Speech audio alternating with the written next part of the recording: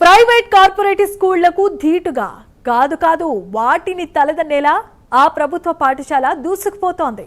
అక్కడ అక్షరాల 3,500 మంది ఆడపిల్లలు చదువుకుంటున్నారు. అవును, రాష్ట్రంలో అత్యధికంగా 3,500 మంది విద్యార్థినీలతో రికార్డును సృష్టించింది కర్నూలు జిల్లా ఎమ్మిగనూరులో మాచాని సోమప్ప బాలికల ఉన్నత పాఠశాల. 46 ఏళ్ల చరిత్ర, ఏటా 10 పరీక్షల్లో వందల సంఖ్యలో ఘన విజయాలు. క్రమశిక్షణకు మారుపేరుగా నిలిచిన ఈ బడి వైపు తల్లిదండ్రులు క్యూ కడుతున్నారు. అయితే ఇంతటి ఘన చరిత్ర ఉన్న ఈ సర్కార్ బడికి ఉన్న సమస్యలు కూడా వేధిస్తూనే ఉన్నాయి. చెట్ల కింద తరగతులు, మరుగుదొడ్ల కొరత, కిక్కిరిసిపోయిన గదులు విద్యార్థినీల భవిష్యత్తుకు శాపంగా మారాయి. ఈ దీనస్థితిపై సర్కారు కూడా స్పందించింది. తరగతి గదుల నిర్మాణానికి గ్రీన్ సిగ్నల్ ఇచ్చింది. ఆ వివరాలతో ప్రైమ్ 9 న్యూస్ స్పెషల్ ఫోకస్ ఇప్పుడు చూద్దాం.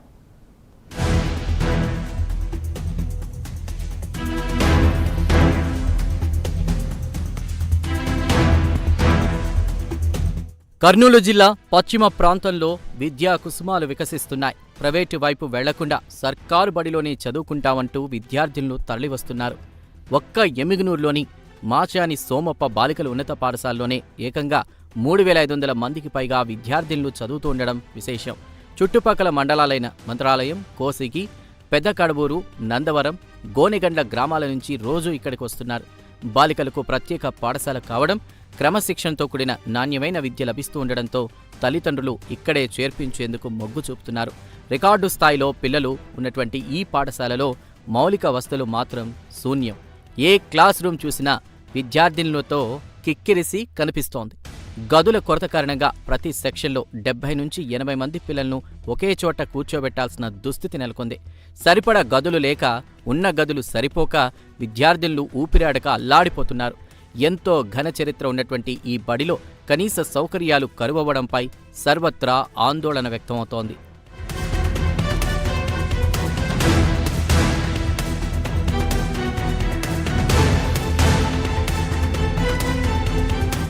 ఇక్కడ మొత్తం 50 సెక్షన్లుంటే కేవలం 35 తరగతి గదులు మాత్రమే అందుబాటులో ఉన్నాయి. అందులోనూ 10 గదులు పూర్తిగా శిథిలావస్థకు చేరి ప్రాణ సంకటంగా మారాయి. దీంతో దాదాపు 15 తరగతులను చెట్ల కింద, వరండాల్లోనే నిర్వహిస్తున్నారు. ఎండకు ఎండుతూ, వానకు నానుతూ విద్యార్థులు చదువుకోవాల్సి వస్తోంది. గత ప్రభుత్వం అసంపూర్తిగా వదిలేసిన 8 గదుల్నే ఇప్పుడు దిక్కులేక వాడుకుంటున్నారు.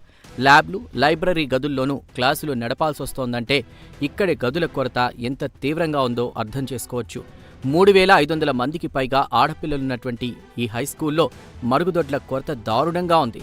విరామ సమయంలో విద్యార్థినులు మరుగుదొడ్ల వద్ద గంటల తరబడి క్యూలైన్లలో నిల్చోవాల్సిన దుస్థితి నెలకొంది. అటు మధ్యాహ్న భోజనం వండడానికి, పిల్లలు కూర్చుని తినడానికి ప్రత్యేకమైన భోజనశాల లేదు. దీంతో ఎండలోనే, దుమ్ములోనే కూర్చుని విద్యార్థులను భోజనం చేయాల్సి వస్తోంది. ఆడపిల్లల ఆత్మగౌరవానికి ఇక్కడ తీవ్ర ఇబ్బంది ఎదురవుతోందని చెప్పవచ్చు.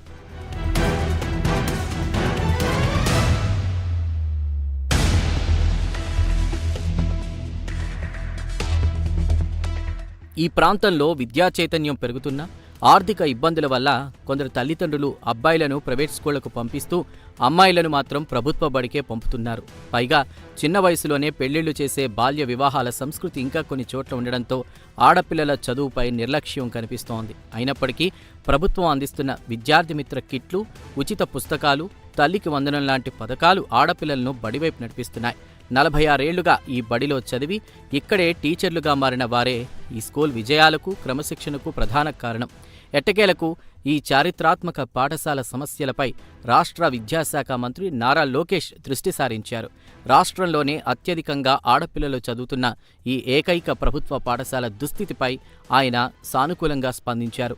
స్కూల్ అభివృద్ధికి, కొరతగా ఉన్న అదనపు తరగతి గదుల నిర్మాణానికి మంత్రి లోకేష్ గ్రీన్ సిగ్నల్ ఇచ్చారు. త్వరలోనే అధునాతన వస్తువులతో ప్రైవేట్ స్కూళ్లకు దీటుగా ఈ బడి రూపురేఖలు మారబోతున్నాయి.